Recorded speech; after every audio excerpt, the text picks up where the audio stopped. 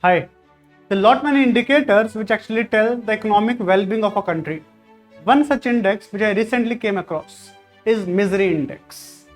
As the name suggests, misery index, it tells about the misery in a country. It's very surprising, right? So this misery index, it was brought for the first time by Mr. Arthur Okun, an American economist in 1970s. And misery index, it is equal to inflation rate plus unemployment rate in the country.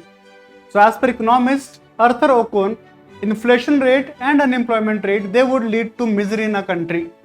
Higher the level of misery index, more are the miserable conditions for the people. We have seen other variations of misery index also. For example, Stephen Hank, he also gave a variation, which is like misery index is equal to inflation rate plus unemployment rate plus lending rate of the banks minus the per capita income growth rate. We got one more variation, that's Bloomberg misery index. As per Bloomberg misery index is equal to unemployment rate plus inflation rate plus lending rate. As if we talk about Bloomberg misery index, then the best countries, that is with the least amount of misery, is Japan and Singapore. And the countries with most or the highest level of misery are Venezuela. If I talk about misery index, it has some drawbacks. As per misery index, it says only inflation rate and unemployment rate are reason for misery. What about the concentration of wealth?